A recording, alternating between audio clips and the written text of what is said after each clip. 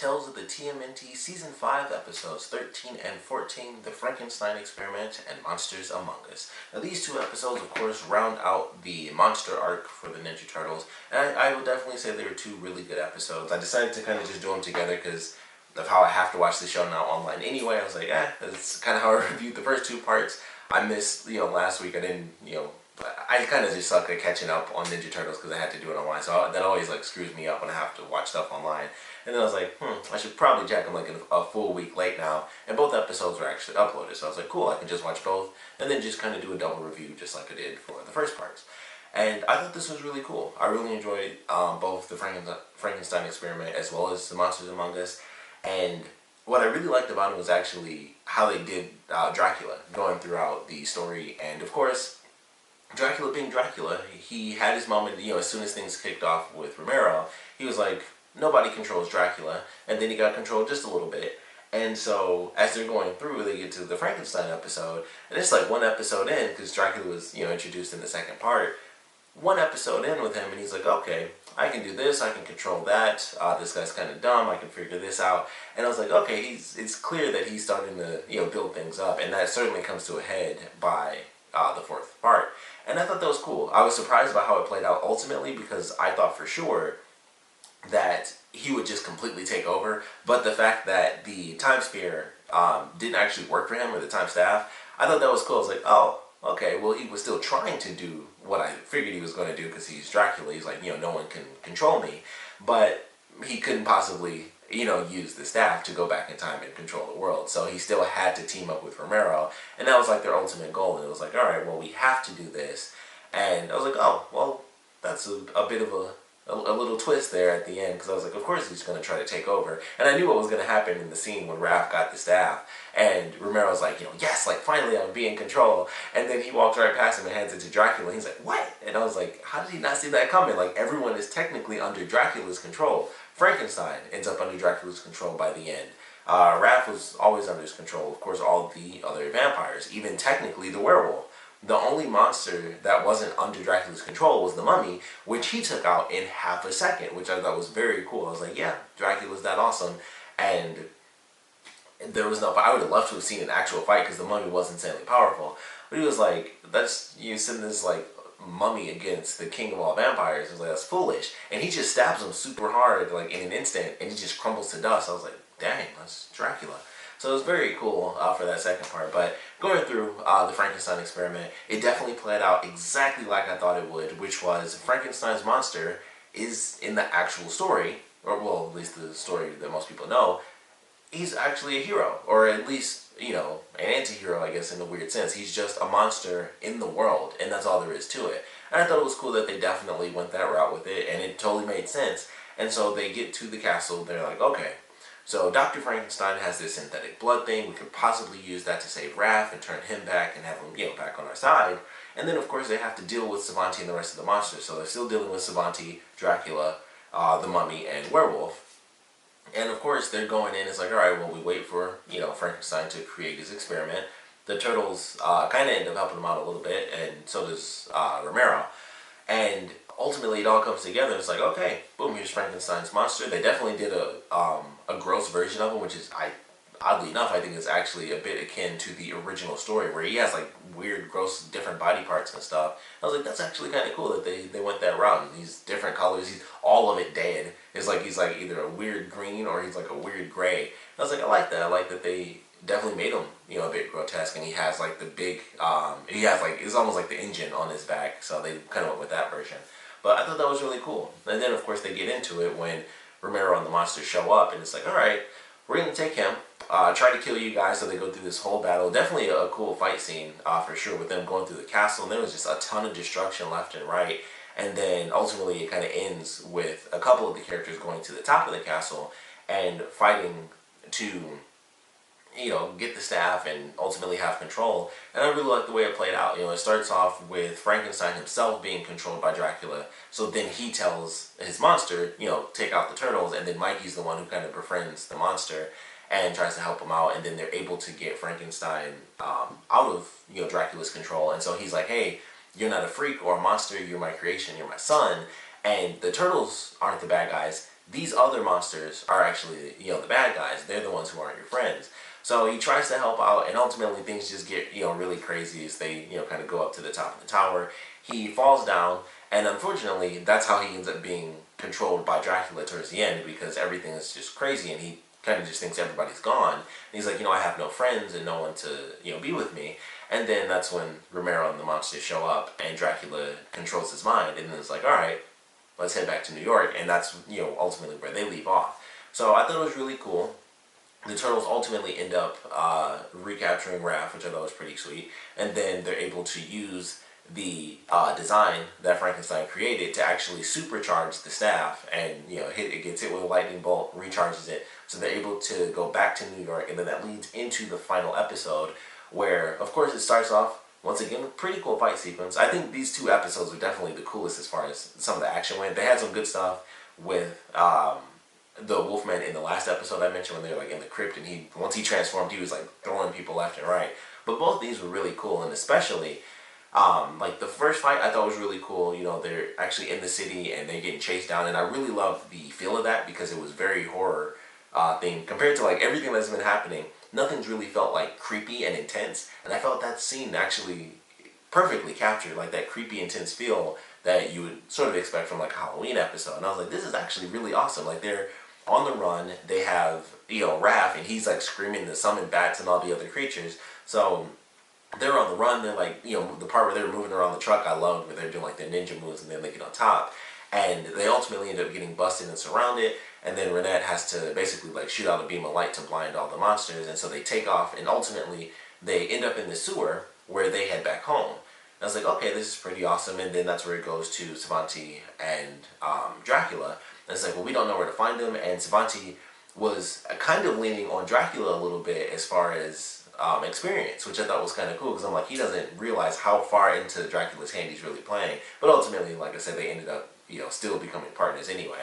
But Dracula's like, we don't have to worry about it because I know the memories of every, vampire that's ever been. And that's where we get Casey and April coming back into play, which I thought was nice. And then we, get the Turtles and Renet in their base. Mikey, of course, decides to do his ultimate form of research, which is Vampire Hunter comic book, so he's with Ice Cream Kitty. Donnie, of course, is working on stuff. Raph is chained up, but as everyone's distracted, with Donnie's experiment going on, he and Mikey and Ice Cream Kitty are the only ones in this little room, and Raph is able to actually control Mikey to take the onions off, or take the garlic off of him, and then that allows for Raph to get his strength back. He busts out, ends up going through this whole fight sequence. He steals the staff. The other weird, I guess they were vampires. I was really confused. I was like, I can't tell, like, the weird gray things. I was like, I don't know if these are supposed to be like crappy werewolves or if they're supposed to be vampires, but I guess they were vampires because there were other werewolves. So they end up coming in as Raph is about to leave, and then it's a really great fight sequence. I think it was probably my favorite one, where they're just going through trying to grab the staff.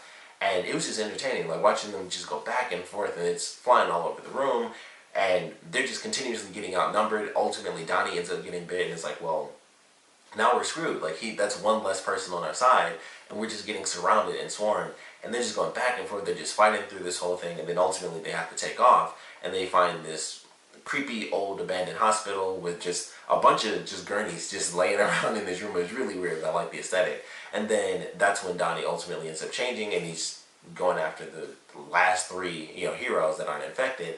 And so they ultimately make their escape, and the villains have the staff. Everything seemingly is working fine. And then we go into the final fight sequence of, this crazy arc that we've had.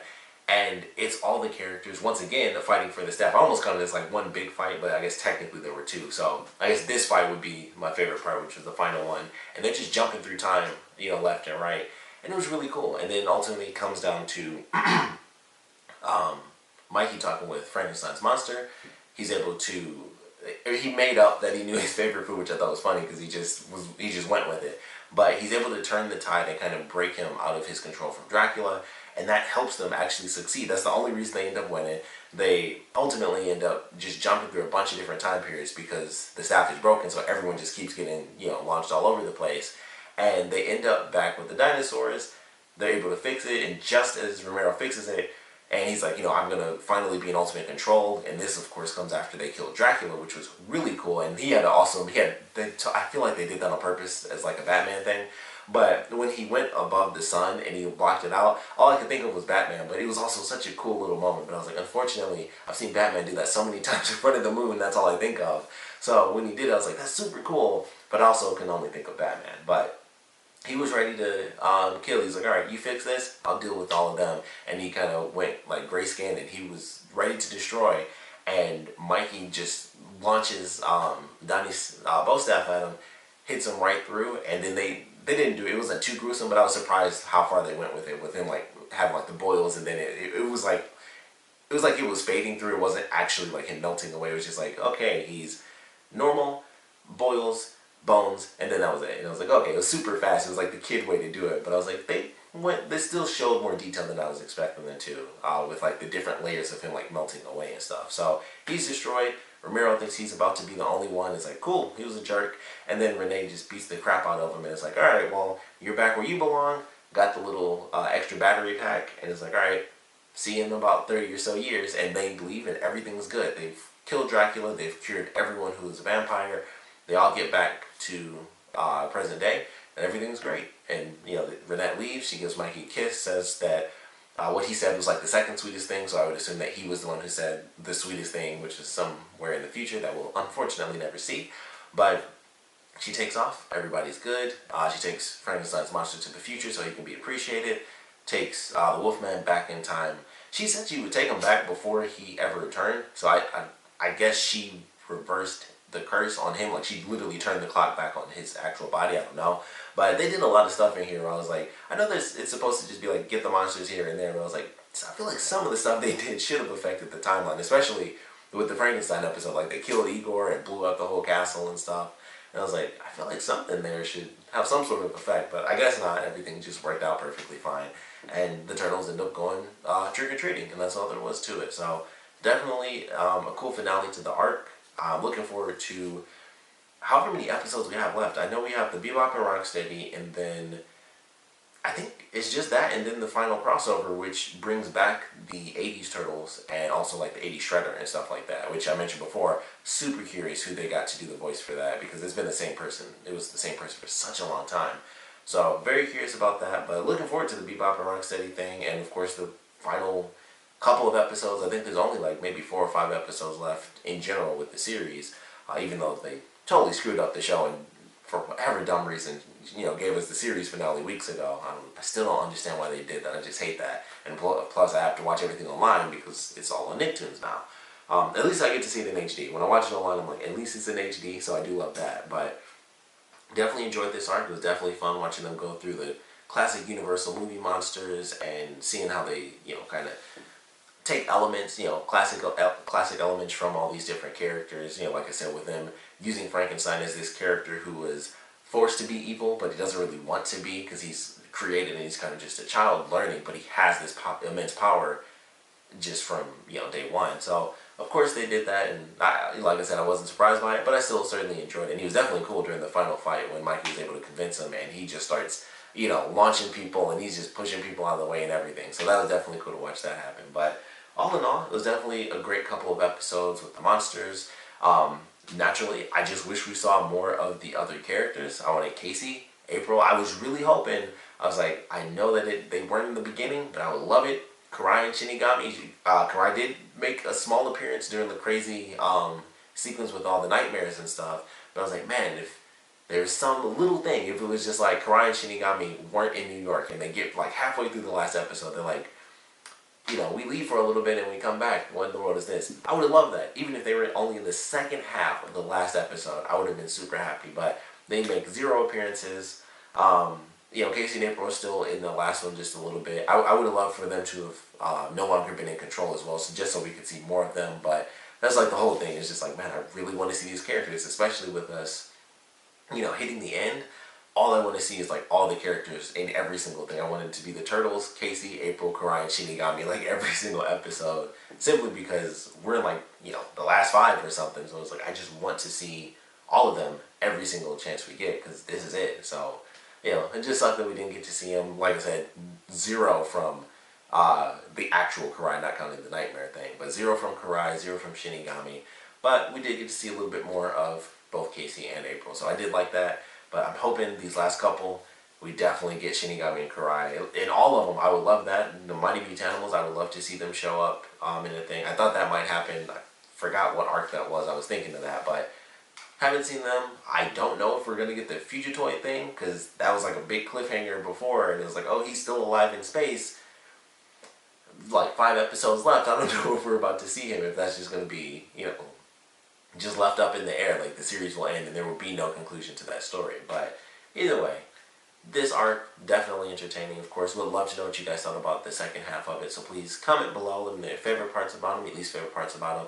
And I definitely want to know how you guys feel they represented the different monsters throughout this arc. They did, like I said, the classic movie monsters. So we had the mummy, definitely a different type of mummy, had full-on magic and everything. This was more like, current mummy, I guess, the Tom Cruise and like the 1990s stuff, where there's like a lot of magic and stuff involved. Even more powers, because he was like breathing fire and stuff before and conjuring things. So we had a cool version of the mummy. Wolfman was, fairly normal. Dracula was Dracula, so he was just super cool. Frankenstein's monster, I think, was pretty interesting. They kind of did what I expected, like I said, but I still like the way it played out with them utilizing Dracula as a way to make Frankenstein's monster the villain. So I kind of liked how that was the way they did it, because they couldn't do the actual story where it's like everyone's freaking out, so he becomes evil because everyone's trying to like kill him and stuff. He became evil because, Dracula forced him to be evil. So I was like, that's a simple way to do that. Just make Dracula the big bad, make him control the other other baddies. So I like the way they did it for sure. And like I said, I can't wait for these last couple of episodes. It really sucks, but we're at the end. But like I said, we'd love to know what you guys thought about this version of the classic movie monsters, and just what you guys thought about the entire arc in general. So please comment below, let me know, and thanks for watching.